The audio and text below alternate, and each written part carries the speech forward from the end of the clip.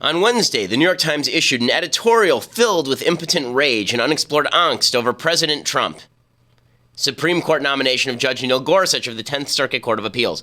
They called Gorsuch's seat a stolen seat since Republicans refused to grant Democrats an up or down vote on Judge Merrick Garland, President Obama's nominee to fill Antonin Scalia's seat. Instead of recognizing that the Constitution gives the Senate the ability to determine whether to vote on a given candidate or not, the Times suggested that Senate Republicans, quote, took an empty Supreme Court seat hostage. Inaccurate, since usually there's a ransom demand with a hostage, and Republicans didn't have one. Then, the Times characterized Gorsuch, a man unanimously approved for the 10th Circuit by a Senate that included Barack Obama and Joe Biden, as extreme. Of course. Here's the New York Times, quote, President Obama had a great opportunity to repair some of that damage by nominating a moderate candidate for the vacancy, which was created when Justice Antonin Scalia died last February. Instead, he chose Neil Gorsuch, a very conservative judge from the Federal Court of Appeals for the 10th Circuit, whose jurisprudence and writing style are often compared to those of Scalia.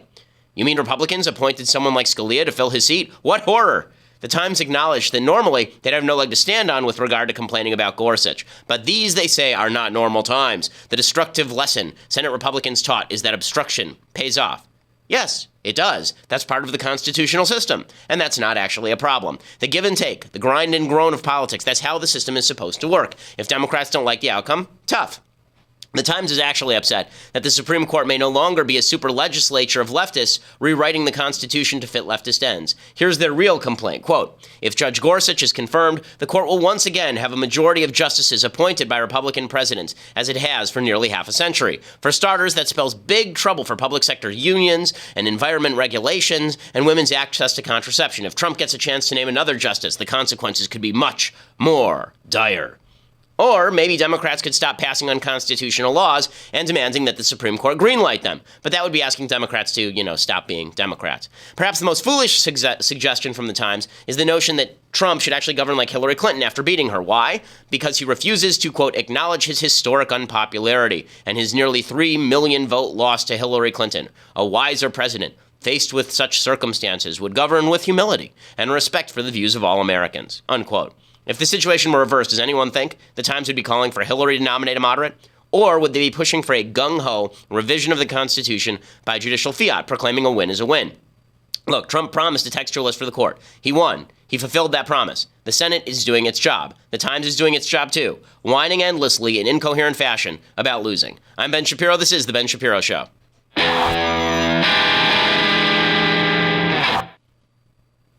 Yes, what you're seeing is reality.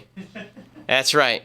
See, a bet is a bet. And when I make bets with cultural correspondent Michael Knowles about whether Donald Trump is actually going to appoint a conservative to the court, and then I lose, I fulfill my end of the bet. Now, all I ask is that if I end up being right when Trump does bad things, then other people recognize that's true. But I'm honest.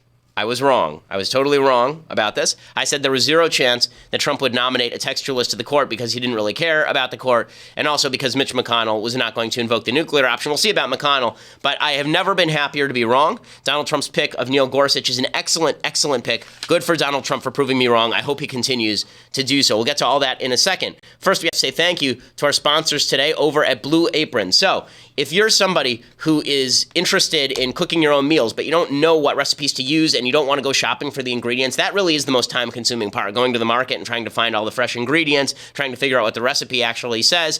Blue Apron solves all of that for you. So they have a new recipe every single day, and they actually send you the ingredients packaged for your house. They send you 3 free meals free right now with free shipping. If you go to blueapron.com right now /Shapiro, blueapron.com/Shapiro. It's less than $10 per person per meal. All of the meals are cooked in less than 40 minutes. And it's flexible. You can redo recipes you like. You can discard recipes that you don't. Every one of them comes with a step-by-step, easy-to-follow recipe card, and every ingredient is fresh. A lot of my friends are using Blue Apron. They all say that it's fantastic. They say the food that comes out is great, and it all tastes fresh. And you can also tailor the recipes to your own liking because they send you the recipe, but it's your kitchen, so you can do what you want. Blue Apron is a better way to cook. Again, it saves you the trouble of the shopping and the figuring out of the recipes, and everything is super fresh. And right now, blueapron.com/Shapiro, blueapron.com/Shapiro. Use /Shapiro so they know that we sent you. Plus, if you do, you get 3 meals free right now, and their meal list is really terrific. I mean, their upcoming meals, mushroom and chipotle pepper enchilada with lime sour cream. I mean, it's like gourmet stuff, and you can make it in your own kitchen Really first rate, according to everybody I know who uses it, and it's taking over LA. So check it out, blueapron.com/Shapiro. Okay, so the big news of the day, of course, is that Donald Trump fulfills his promise. And as I said, and I will repeat, I got it wrong. And I am very, very happy that I got it wrong. I said right after Trump was elected that I would be more than overjoyed if Trump would prove me wrong on things. And this is something he proved me wrong about. He went out and he picked an actual textualists. And so in honor of Michael Knowles defeating me in a bet, instead of firing him, which I actually do technically have the power to do, I decided to fulfill my end of the bet. Also, I know that he was celebrating a Donald Trump executive order that apparently came down last night. So I'm not going to pay up on all our bets. So he can just forget about that. That's not going to happen. For those who are listening to this later, it's Donald Trump signing an executive order that says I'm going to pay Michael Knowles $800 or $400. That's not happening. Again, he should just be happy that he escaped firing for being correct on this. In any case, we'll start with Judge Gorsuch. So Judge Donald Trump comes out, and yesterday's a whole bunch of hubbub because it comes down to Thomas Hardiman from the 10th Circuit Court of Appeals versus Judge Neil Gorsuch, or Hardiman is from the 7th Circuit, I believe, and Gorsuch is from the 10th Circuit Court of Appeals. And so Hardiman has no record. There's no long-standing kind of judicial philosophy you can attribute to Hardiman, and Hardiman is recommended by Trump's sister. So all of the signs, therefore, point to Hardiman. Instead, he picks Gorsuch. Very, very smart move. Smart move for a number of reasons. Politically, it's very smart because it shores up his base. Trump's had a chaotic first 10 days, to say the least, and this shores up his base. I would not be surprised if in the next couple of weeks, Donald Trump starts to push something like $1 trillion infrastructure package, saying, look, I gave you your judge, now give me my infrastructure package. That would be the smart political move if he wants to triangulate. So just pointing that out now, but you got to be overjoyed if you're a conservative about Judge Gorsuch. Now, I want to get one other thing out of the way here, and that is everybody is already breaking out the chisels for Rushmore for Trump because of all of this. Listen, a great thing is a great thing. I'm wearing the frickin' hat. What do you want from me? Okay, it's terrific. Good things happen, and that's fantastic and good for Trump. Again, for the 9th time already in the first 4 minutes of the program, I was wrong about this. So good for Donald Trump. Now, there's a player on the Colorado Rockies last year. His name was Trevor Story. In the first 3 games, he had home runs. Did he finish with 162 home runs? Okay, this is one of the mistakes people make in evaluating sports. Somebody goes on a hot streak, and the idea is they're never going to miss again. Listen, I'm happy to evaluate Donald Trump in 2 years and determine whether his presidency is a success or a failure. In the first 10 days so far, it's a wild success, obviously. Okay, so we'll determine in 2 years whether it is an overall success or failure. At that point, then you will get an ultimate I was wrong from me if I was wrong. But I'm not going to say that yet because we're 10 days in, for God's sake, okay? Trevor Story is not Babe Ruth. He finished the season with 27 home runs. He did not finish with 162 home runs. But when a good thing happens, a good thing happens. Okay, so here's Donald. So Donald Trump does, leading up to this, what a lot of people think he is going to do, which is he brings in Hardiman, and then he brings in Gorsuch, and then they think there's going to be an actual rose ceremony. And so the media is all abuzz with this. And then it turns out that Trump actually does something great, not just picking Gorsuch, doing it in a dignified way. So he has the ceremony last night where he hands the rose to Gorsuch, basically, but it's really dignified, it's really low-key. He does it professionally. Here's Donald Trump introducing Judge Gorsuch. When Justice Scalia passed away suddenly last February, I made a promise to the American people. If I were elected president, I would find the very best judge in the country for the Supreme Court. I promised to select someone who respects our laws and is representative of our Constitution and who loves our Constitution, and someone who will interpret them as written. Okay, I don't know who's writing his stuff for him, but it's great. Okay, this is all terrific. And again, do I think that Trump deeply cares about this stuff? No, but I don't care whether he cares about the stuff since all I care about is the result, right? I don't care about what his thinking process is. The result is great, and the result is Judge Gorsuch. So Gorsuch then comes to the stage, and here's what Gorsuch has to say about the Constitution. Standing here in a house of history and acutely aware of my own imperfections, I pledge that if I am confirmed, I will do all my powers permit to be a faithful servant of the Constitution and laws of this great country.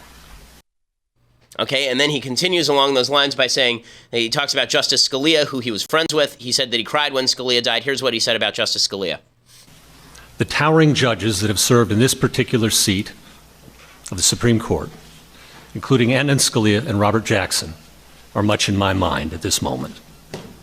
Justice Scalia was a lion of the law.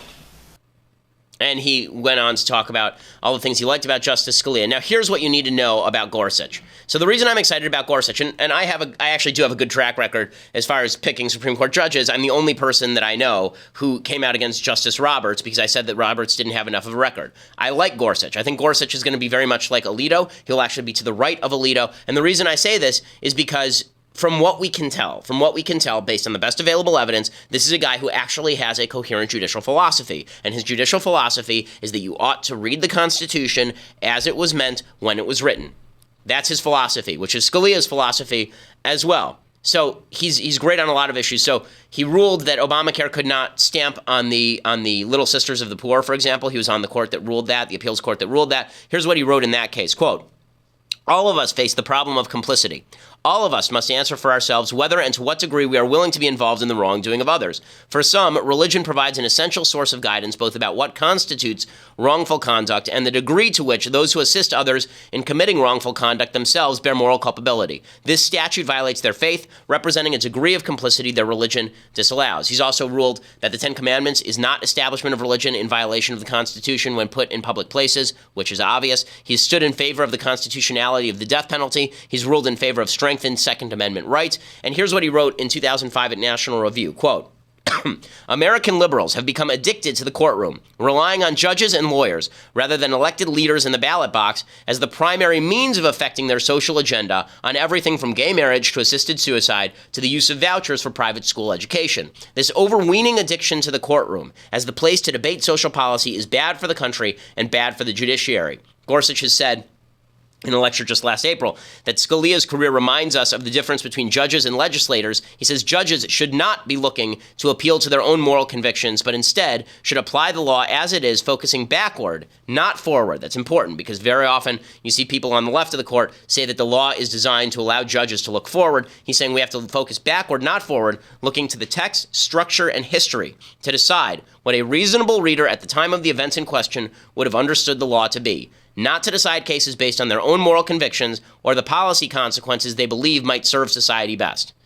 That's a pretty hard slap in that lecture at Justice Roberts, who rewrote the law in Obamacare in order to achieve a result that he thought was best. In one area, actually, Gorsuch is better than Scalia. He's not as good a writer as Scalia, because Scalia is one of the great judicial writers of all time. But in one area, he's better, and that's what they call Chevron deference. So Chevron deference, there's a case from 1984, I believe. It's called Chevron, and the basic case was that there was an environmental regulation that was interpreted by the EPA in a certain way, and people sued, and they said the EPA is interpreting this law wrong, and the EPA judged that those people were wrong, so these people went to court and they sued the EPA. And the EPA said, listen, we're the ones tasked with interpreting the law. Our interpretation is reasonable. You don't get to review our interpretation of the law because our interpretation is reasonable. And the court said, okay. Gorsuch does something different. He says, no, that allows for impermissible abdication of duty by Congress. Because if Congress were to send a law to the EPA saying, we want you to interpret all environmental policy, that doesn't now mean that the EPA gets to be its own legislature. It's Congress's job to pass laws. It's the executive's branch to implement them. If the executive branch implements them in ways that are not according to what a reasonable definition of the statute would be, then the judiciary can overrule them. If they don't pick the most reasonable interpretation, the judiciary can overrule them. In 2016, he said, quote, that the Chevron rule, permits executive bureaucracies to swallow huge amounts of core judicial and legislative power and concentrate federal power in a way that seems more than a little difficult to square with the Constitution of the framers' design. He's also a Federalist. He's a big fan of states' rights. So Gorsuch is a terrific pick. I don't see any particular red flags for Gorsuch, as opposed to a lot of the other judges who have been named. Even Pryor had some red flags. I think Gorsuch has a cleaner record. But we'll see. In the hearings, that maybe the red flag will crop up. But I don't see anything wrong with Gorsuch. Good for Donald Trump. Good for Donald Trump. Good for Donald Trump. This is a home run pick for Donald Trump. I'm not sure that he could have done any better. And he comes to conclusions, Gorsuch does, based on the law, not based on what he would want the law to be, which sometimes means that conservatives aren't going to like the outcome. But that's not what the Supreme Court is for. The Supreme Court is not just to get a conservative outcome, it's to get a constitutional outcome. He voted the right way on Hobby Lobby. Most important, for Trump's purposes. He was easily confirmed in 2006. He was confirmed unanimously. They didn't even take a roll call vote. They took a voice vote on Gorsuch, which means Obama voted for him, Biden voted for him, they all voted for him. Okay, we have to pause and say thank you to another one of our advertisers. So if you love podcasts and you're interested in listening to fictional podcasts, which are great, I enjoy the entertainment podcast side of the internet as well. There's a great one from Wondery called Secret Crimes and Audio Tapes. It's a Wondery. You can get the Stitcher, the Wondery app on Android, wherever you listen to podcasts. It's Secrets, Crimes, and Audio Tape on iTunes. So every week they drop a new episode, and they do a whole series of audio dramas. So right now they're doing one by Margaret Atwood called The Handmaid's Tale, which is about this dystopian future where the government of the United States has been overthrown and replaced with this tyranny, and the tyranny has some implications, particularly for women. The Handmaid's Tale, it's worth listening to, and it's certainly a political hot button issue story. I'll have to critique it at some point, the actual Handmaid's Tale from Margaret Atwood, but they do a beautiful job of really producing it and making it sound professional and making it entertaining and awesome. So again, right now it's called The Handmaid's Tale, that's the story they're doing, but the actual podcast, and they change the story every few weeks. The actual podcast is Secrets, Crimes, and Audio Tapes. Make sure you go to subscribe right now wherever you listen to podcasts. Secrets, Crimes, and Audio Tapes. Go check it out right now. Okay, so Republicans naturally are responding to all of this with great excitement as well. They should. So Ted Cruz comes out. He says Neil Gorsuch is a home run. He's absolutely right. And tonight, President Trump honored that commitment. He followed through on the commitment he made. I think Judge Gorsuch is a home run. He has a decade of proven experience on the Court of Appeals, being faithful to the Constitution, following the law, protecting the Bill of Rights and our fundamental liberties. And I think that record will yield a swift confirmation in the United States Senate. And we'll find out about the swift confirmation. But to talk about what the Democrats are going to do about this, you're going to have to go over to dailywire.com right now and subscribe. And if you want to watch the rest of this episode with me being humiliated by wearing the MAGA hat, then you're going to have to go over and subscribe right now. $8 a month will get you that. Will get you the pleasure of my pain. And you can also get the annual subscription right now. You get a free copy, signed copy of my book, True Allegiance. And you can go over and check it out right now. Or you can listen later at iTunes and SoundCloud and check it out there. We are the largest conservative podcast in the United States.